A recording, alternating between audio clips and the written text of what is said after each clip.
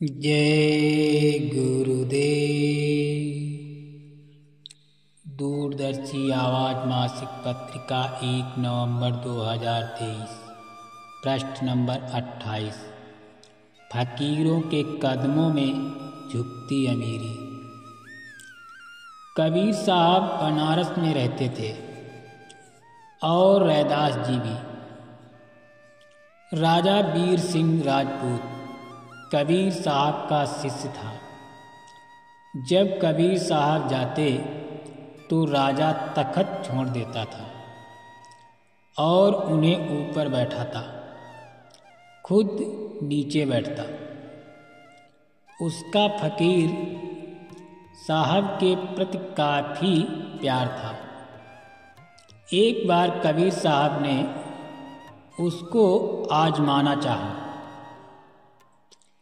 एक वेश्या जो कबीर साहब की शिष्या थी और उनकी शरण में आई थी, उसको साथ लेकर दोनों हाथों में शराब की बोतलें जिसमें पानी भरा था, बाजार में घूमते गाते जा रहे थे। रैदास जी भी साथ में थे।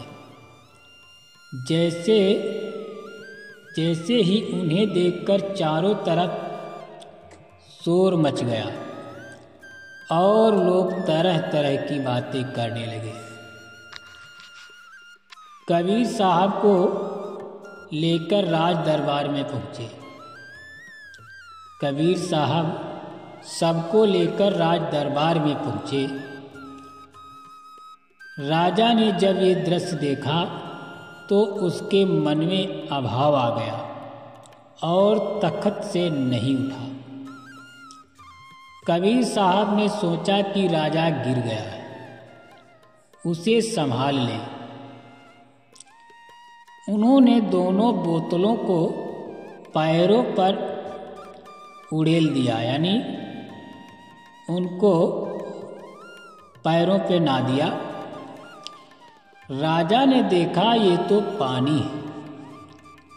सोचने लगा कि शराबी कभी शराब नहीं गिराता।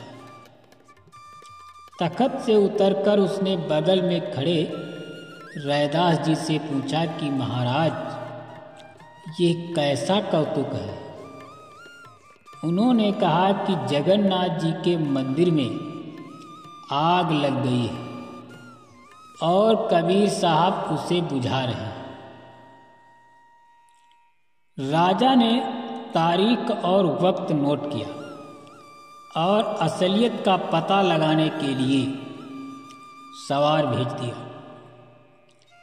जगन्नाथ जी के मंदिर में पहुंचने पर जब उन्होंने पूछा तो मालूम हुआ कि आग लगी थी और कबीर साहब आग बुझा रहे थे। राजा का विश्वास पक्का हो गया।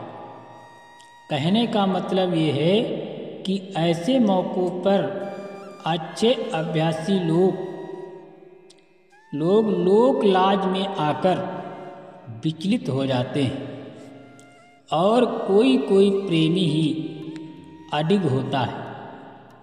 ऐसे प्रेमी को गुरु की प्रसन्नता हासिल होती है।